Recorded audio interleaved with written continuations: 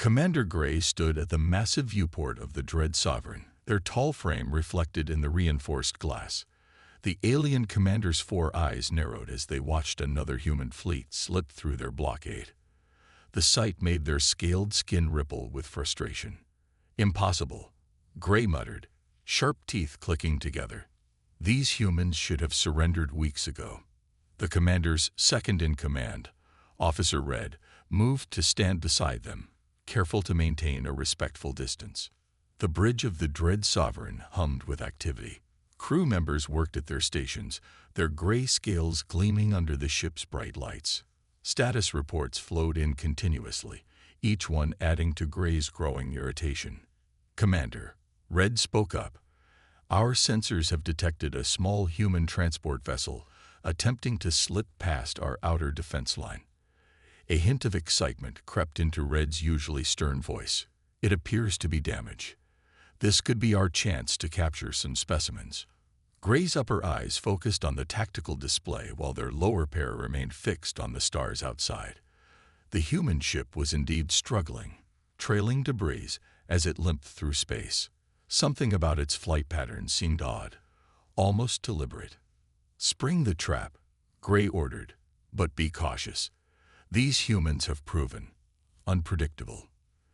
The commander had learned this lesson the hard way over the past months. Every time they thought they had understood human tactics, the Earth forces would do something completely unexpected. The Dread Sovereign's engines pulsed as the massive warship moved into position. Two smaller patrol vessels broke formation to flank the human transport. Gray watched with growing satisfaction as the trap closed. "Human vessel, you are surrounded," Gray announced over the open channel. "Power down your engines and prepare to be boarded." The commander expected the usual human response, either desperate resistance or panicked pleading. Instead, there was only silence. "Scan that ship," Gray ordered, all four eyes narrowing. "Something isn't right." The scan results made several crew members exchange confused looks. "Commander," Red reported, "we're detecting multiple life signs, but there's something strange in their cargo hold." "The readings are unclear." Gray's scales shifted color slightly, a sign of intense interest. In 3 cycles of combat against humans, they had learned to expect tricks and traps. But they had also learned that human tricks often led to valuable intelligence if handled correctly. "Deploy boarding teams," Gray commanded. "Full combat gear. I want that ship secured and its cargo examined. Whatever they're hiding could be the key to understanding these creatures." The boarding went smoothly, too smoothly. The human crew surrendered without a fight, which only heightened Gray's suspicion. Most of them seemed to be ordinary transport workers, except for one, a male human who stood quietly apart from the others, his calm demeanor a stark contrast to his frightened shipmates. "Commander," Red's voice crackled over the comm, "you need to see this. The cargo hold. There's some kind of containment unit. Heavy shielding. Environmental controls. But it's not like anything we've seen them use before." Gray moved to the tactical display, watching through the boarding team's cameras. The quiet human stood near the containment unit, his hand resting on it almost protectively. Despite being surrounded by armed soldiers, he showed no sign of fear. "Bring them all to the holding cells," Gray ordered. "But keep that one." They indicated the calm human, separate from the others. "And get our best engineers working on that containment unit. Whatever beast they're trying to smuggle through our lines, it could be the advantage we've been looking for." As Gray watched the prisoners being led away, a strange feeling settled over the commander. In all their years of conquest, they had never encountered a species quite like humans. The quiet one's behavior didn't match any known stress responses. It was almost as if he knew something they didn't. "Sir," one of the bridge crew called out, "the human fleet is pulling back. They're letting us keep the transport." Gray's scales rippled again, this time with unease. When had humans ever given up one of their ships without a fight? Whatever was in that containment unit, Gray had a feeling they were about to learn something new about humanity. whether they wanted to or not. In the brightly lit interrogation room of the Dread Sovereign, Tom sat quietly. His plain black uniform had no rank markers or unit patches, just a simple badge that read Handler in block letters. The human's calm demeanor continued to puzzle his captors. Commander Gray watched through the one-way observation panel, all four eyes fixed on the strange human. Unlike the other prisoners who paced, shouted, or huddled in fear, this one simply waited, occasionally glancing at the ship's time display, as if checking the schedule. "Report," Gray demanded, turning to Officer Red, who had just entered the observation room. "The other prisoners are standard cargo crew," Red replied, scales shifting in confusion. "But this one, his documents are strange. He's listed as Special Cargo Handler with high-level clearance, but there's no detail about what he handles." Gray's upper eyes narrowed while the lower one studied a datapad. "And the containment unit. Our engineers are struggling with it, Commander." Red's scales darkened slightly, a sign of embarrassment. "The technology is simple, but the purpose is unclear. It maintains specific temperature, humidity, and has feeding and waste systems. But the security measures are more about keeping others out than keeping something in." Through the observation panel, they watched as Tom calmly raised his hand. "Excuse me," he called out, knowing someone would be watching. "It's feeding time. I need to attend to my charge." Gray clicked their teeth in annoyance. This was the third time the human had made this request. "Take him to the cargo hold," they ordered. "I want to observe this feeding." Under heavy guard, Tom was escorted to the containment unit. He showed no reaction to the dozens of weapons pointed at him. Instead, he pulled out a small bag from his pocket, one the aliens had scanned and found to contain only dried food pieces. "Hello there, buddy," Tom spoke softly to the containment unit. "Sorry I'm a bit late today. These folks don't quite understand our schedule yet." The aliens tensed as sounds emerged from the unit, strange shuffling noises, and what seemed to be thumping. Commander Gray stepped closer, trying to understand what kind of beast would make such unusual sounds. "Your containment protocols are unnecessary," Gray stated. "We have dealt with many dangerous species, whatever beast you are guarding." Tom looked up, and for the first time, a small smile crossed his face. "Beast? Oh no, you misunderstand. I'm not guarding anything. I'm a handler, not a guard." "What's the difference?" Red demanded. "A guard keeps something locked up. A handler." Tom's smile grew slightly. "A handler is more like a partner, a friend." Gray's scales rippled in disbelief. "Friend? With a combat asset?" "Combat." Tom actually chuckled, though he quickly covered it with a cough. "Look, Commander, I can see you're worried. But I promise you, there's nothing dangerous in there. Well, not dangerous like you're thinking." A new sound emerged from the unit, a high-pitched whine that made several alien guards step back in alarm. Tom's calm facade cracked slightly, showing the first real emotion they'd seen from him: concern. "Please," he said, his voice taking on an edge of urgency. "The feeding schedule is important. Young ones need routine, structure. It's vital for proper development and training." Young ones. Gray's all four eyes widened. "This is some kind of offspring." Tom nodded. "In a way. And right now, they're confused and probably scared. The schedule disruption, strange smells, unfamiliar voices. It's not good for them. Please, let me do my job." Gray studied the human carefully. Everything about this situation defied their understanding of human military tactics. Why would they allow such a valuable asset to be captured? Why was this handler so concerned about routine and comfort for a weapon? "Commander," Red whispered, "our long-range sensors detect no rescue attempts. No human fleet movements. They've completely backed off." Gray's scales shifted through patterns of confusion and suspicion. In their experience, humans never abandon their important military assets. Never. Which meant either this was an elaborate trap, or they were missing something fundamental about what they had captured. Very well, Gray finally said. You may feed your charge, but know that we are watching.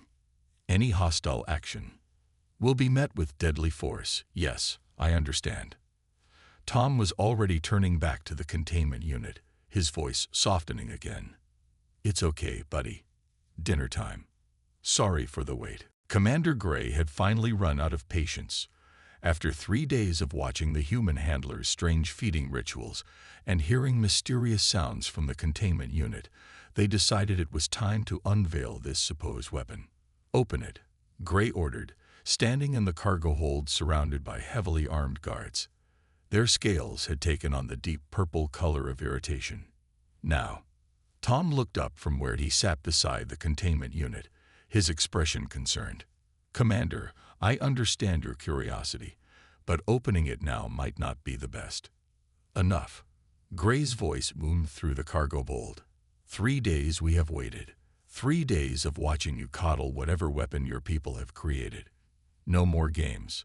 Officer Red moved forward with a team of engineers, tools ready to breach the containment unit. Tom quickly stood up, raising his hands in a peaceful gesture. All right, he said calmly. But please, let me do it the right way. You don't want to startle. A loud bark from inside the unit made several alien guards jump backward, their weapons raised. The sound echoed through the cargo hold, followed by an excited whining noise. Gray's 4 eyes blinked in sequence. What kind of sound weapon is that? Tom sighed. It's not a weapon. Look, I'll show you. Just, everyone stay calm. Okay. No sudden movements. The aliens watched tensely as Tom keyed in a code on the containment unit's panel.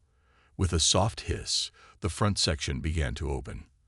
The guards tightened their grips on their weapons, expecting some horrifying beast to leap out. Instead, a small furry head poked out, followed by a wagging tail. The German Shepherd puppy looked around with bright, curious eyes, its tongue lolling out in a friendly pant. Everyone, Tom said with a small smile. Meet Max. The cargo hold fell silent except for the soft padding of puppy paws as Max bounded out to sit beside Tom, tail wagging energetically.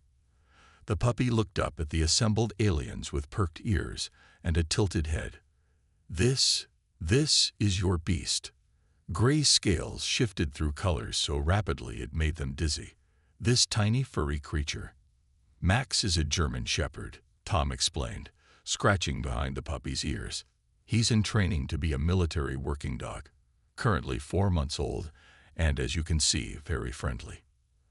As if to prove the point, Max gave a happy bark and tried to approach the nearest guard, who practically leaped backward in alarm. The puppy sat down, head still tilted in curiosity at the strange-smelling beings. Head. Dog. Red consulted their data pad frantically. Earth canine.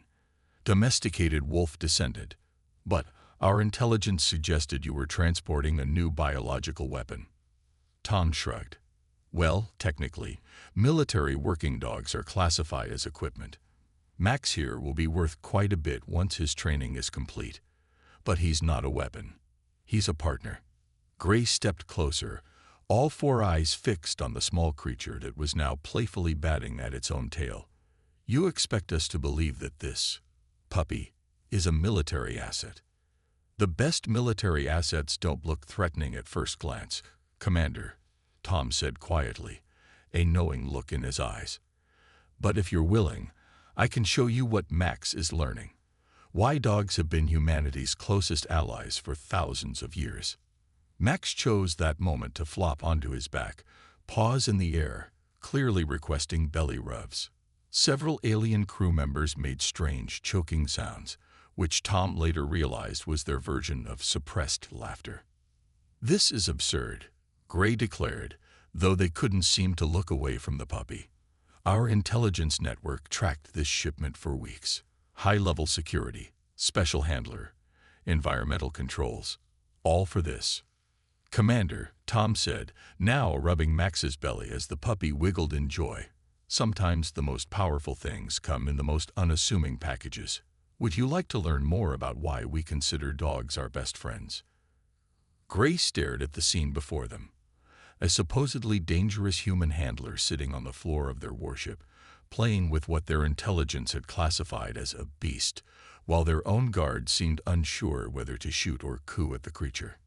Perhaps, Gray finally said, their scales settling into a confused blue-green, we should reevaluate our intelligence on human military assets. Max barked happily in agreement, causing another guard to jump. Tom just smiled, knowing that the real surprise would come when they saw what a trained military dog could actually do. 1 week had passed since the revelation of Max, and the cargo hold of the Dread Sovereign had been transformed. Under Tom's guidance, part of the space was now set up as a training area, complete with various obstacles and training equipment he had requested.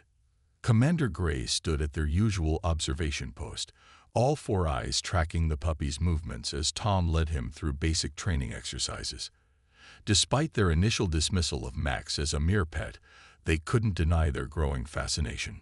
"Sit," Tom commanded firmly.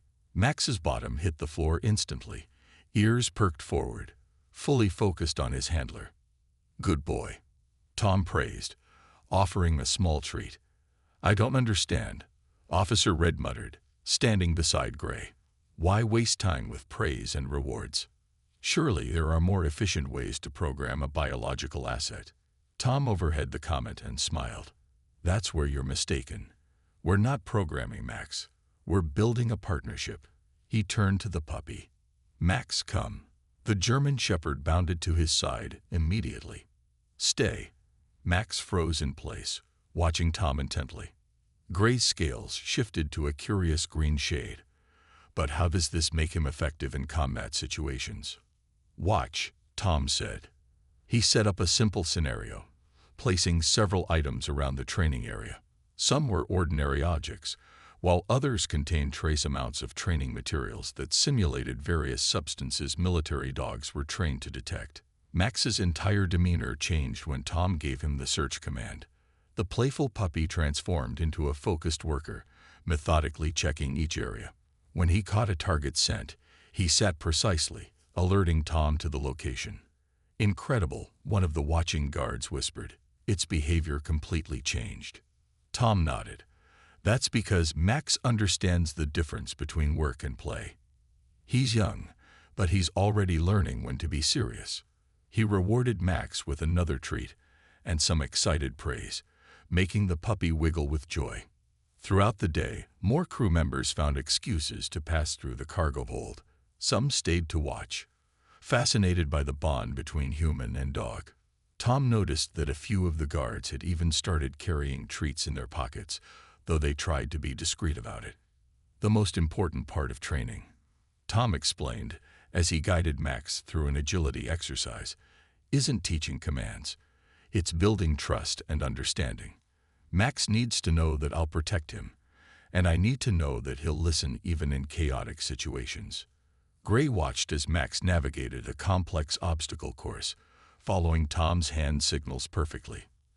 "How can you be sure of his loyalty? What prevents him from turning against you?" Tom laughed softly. "Commander, do you know how long humans and dogs have been working together?" When Gray shook their head, Tom continued. "Over 15,000 years. Dogs chose to join us, to evolve alongside us. They're not our servants. They're our partners, our protectors, our friends." As if to demonstrate this point, Max suddenly stopped his training and turned toward the cargo hold entrance, ears forward, body alert. Moments later, alarms began blaring throughout the ship. "Proximity alert," Red called out, checking their datapad. Multiple ships just dropped out of faster-than-light travel. Gray moved to respond, but paused, looking back at Tom and Max. The puppy was now fully alert, staying close to Tom's side, all playfulness gone. For the first time, Gray saw something different in those bright eyes, a protector ready to defend its handler. "Perhaps," Gray said slowly, "we should continue this training session another time. For now, all personnel to battle stations." As the cargo hold emptied, Tom knelt beside Max, speaking quietly. "Good boy, Max. Good boy. Stay alert now. Things might get interesting." The puppy's tail wagged once, but his eyes remained focused, scanning the room for any threats.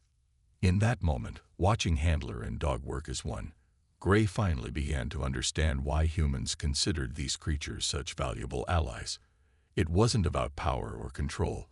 It was about trust, loyalty, and a partnership that went beyond mere training. The Dread Sovereign shuddered as another explosion rocked its hull. Emergency lights flashed through the corridors as crew members rushed to their battle stations. Commander Gray stood on the bridge, their scales darkened with anger as they watched multiple human ships emerge from stealth positions. "They were waiting for us," Gray snarled. "All this time, they were planning something." Their 4 eyes narrowed as they studied the tactical display. "Where is the handler? Where is Tom?" Officer Red quickly checked the security feeds. "Still in the cargo hold, Commander. He seems unusually calm."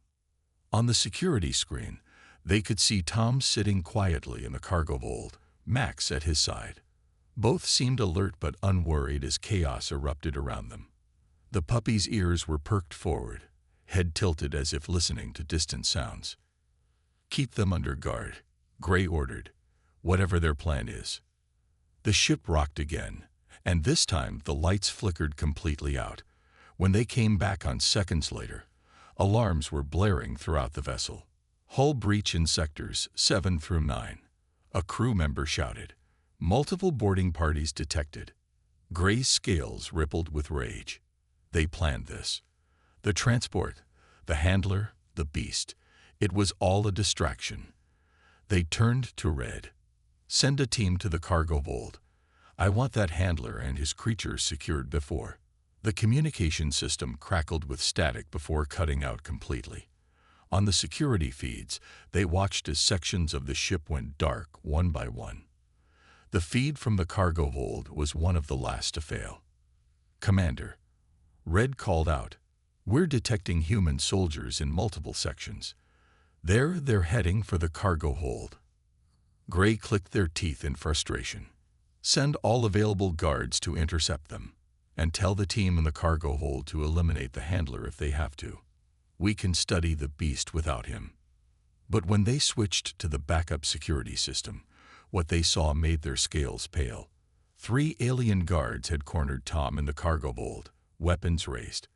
But instead of surrendering, the human was smiling. "Last chance," they heard Tom say through the grainy feed. "You really want to do this?" The guard stepped forward, and Tom shrugged. "All right then." He looked down at Max, who was standing perfectly still beside him. "Max, work time." Gray leaned closer to the screen, all 4 eyes widening as they remembered Tom's words from their training sessions. Asterisk, the most important part isn't teaching commands. It's building trust and understanding. Asterisk. "Quick," Gray shouted into the comm. "Tell them to watch out for." But it was too late. On the security feed, Max transformed from the playful puppy they had all grown used to into something else entirely. The young dog moved with incredible speed and precision, tactics that Tom had carefully embedded into their training sessions coming into play. The first guard went down as Max targeted their leg, the exact spot where Tom had taught him to grip during their practice sessions. The second guard dropped their weapon in shock as Max leaped past them, creating the distraction Tom needed to disarm them. The third guard managed to raise their weapon, but froze when Max landed between them and Tom, fur raised, showing for the first time that despite his youth, he was already capable of being the beast they had originally feared. "Good boy, Max," Tom said calmly, his voice carrying clearly through the feed. "Guard." Max stood firm, a low growl coming from his throat. Not the playful puppy sounds the aliens had grown used to, but something older, something that reminded them that dogs were descended from wolves. Gray watched in stunned silence as human soldiers breached the cargo hold, quickly securing the area. Through it all, Max stayed focused, protecting Tom while following every command with perfect precision. "Impossible," Red whispered. All this time, those training sessions were real. Gray finished, their scales shifting to a color of grudging respect. He was showing us exactly what they could do. We just didn't understand what we were seeing. The corridors of the Dread Sovereign had become a battlefield. Emergency lights cast red shadows as human rescue teams advanced through the ship. But it was the sound of paws on metal floors that made the alien crew members most nervous. Tom moved swiftly through the ship's passages, Max trotting ahead of him. The young German Shepherd's training was now on full display. Gone was the playful puppy. In his place was a focused military working dog, even if he wasn't fully grown yet. Clear, Tom commanded softly. Max darted around a corner, nodes working quickly to detect any hidden threats. A soft whine indicated the presence of aliens ahead. "Found some friends, did you?" Tom whispered, patting Max's side. He activated his radio. "Section D7, 3 hostiles, standard positions." The rescue team behind them nodded, impressed by the accuracy of Max's detection. They had trained with military dogs before, but watching a puppy perform at this level was something special. "Max, distract," Tom ordered. The young dog burst into action, darting into the corridor with a series of sharp barks. The alien guards, already nervous about the beast they had heard about over the ship's communication system, jerked their weapons toward the sound. That moment of distraction was all the rescue team needed. Within seconds, the guards were disarmed and secured, without a single shot fired. Max returned to Tom's side, tail wagging slightly at a job well done. "Good boy," Tom praised quietly, offering a quick pat. "Stay focused." Commander Gray watched all of this unfold through the remaining security feeds, their scales shifting through colors of disbelief and dawning understanding. "The training sessions," they muttered. "Every game, every exercise was preparation for this." Officer Red finished, equally stunned. "The obstacle courses were to teach ship navigation," Gray realized. "The scent detection to find our troops," Red added. "And all those times he practiced staying calm around our guards." On the screen, they watched as Max led his team to another group of alien soldiers. This time, the dog demonstrated a different tactic. Instead of barking, he simply sat in plain view, tail wagging, looking as harmless as he had during his training sessions. The alien guards hesitated, recognizing the harmless puppy they had been watching for days. That hesitation cost them their weapons as Tom's team moved in from behind. "He's not just following commands," Gray observed, scales turning a pale shade of amazement.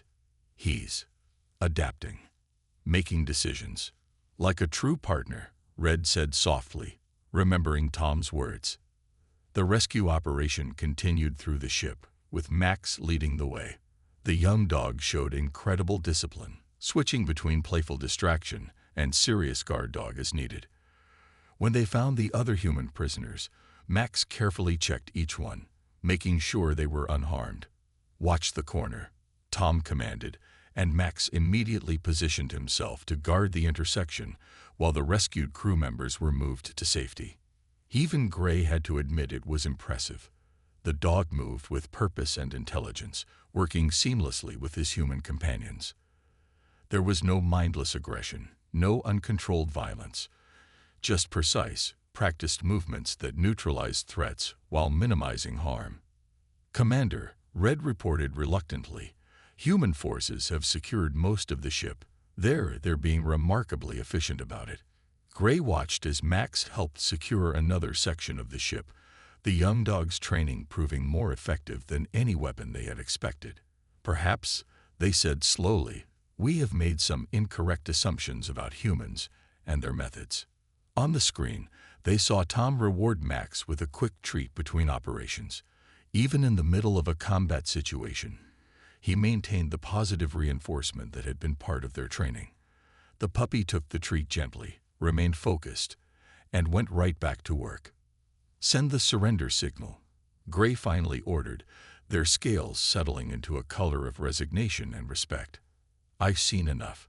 These humans, they don't need monsters or beasts to be formidable. They take simple creatures and, through patience and partnership, create something far more effective than any weapon we could have imagined. 2 months after the surrender of the Dread Sovereign, Commander Gray stood in the observation room of the newly established Human-Alien Cooperation Center. Their scales had settled into a calm blue shade as they watched the activity in the training yard below. Tom was there, working with Max, who had grown noticeably larger. The young German Shepherd was demonstrating search patterns for a group of alien officers who had come to learn about working with Earth's canine partners. Remarkable progress, Officer Red commented, standing beside Gray. 6 of our security teams have already requested Earth dog handlers for joint training. Gray's upper eyes focused on the demonstration while their lower pair reviewed a data pad filled with reports. And the success rates. Higher than any of our previous security measures, Red confirmed. The dogs can detect things our best sensors miss, and their ability to diffuse situations without violence has reduced incident rates by 60%. Below, they watched as Max completed a complex search pattern, finally sitting to indicate he had found the hidden training target. The alien officers murmured in appreciation as Tom rewarded him with a treat and enthusiastic praise. I still remember when we thought we had captured some terrible weapon, Gray said, their scales rippling with what humans had learned to recognize as amusement. We were expecting a beast, and instead, we found a better way. Red finished. Though I must admit, I never expected to see our warriors carrying treat pouches on their combat gear. In the training yard, a new group had arrived. Young alien cadets, each paired with a puppy from Earth's military dog training program.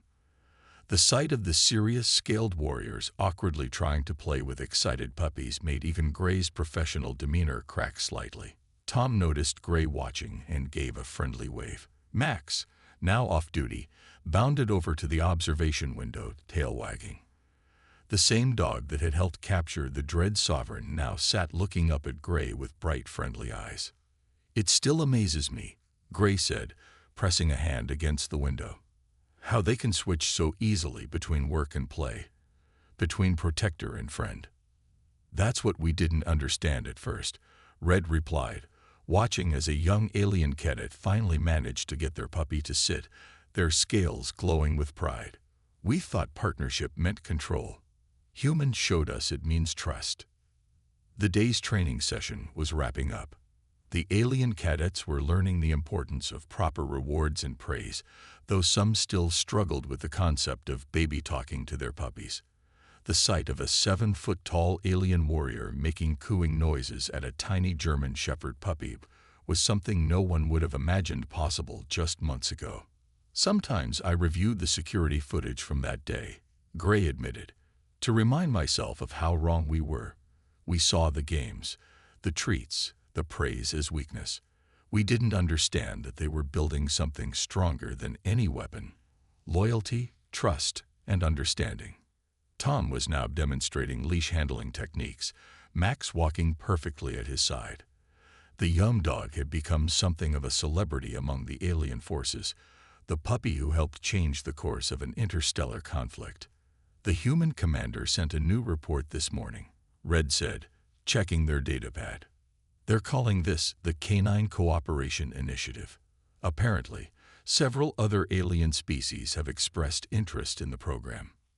Gray nodded, watching as Max demonstrated his off-duty playfulness by rolling over for belly rubs from a group of alien cadets.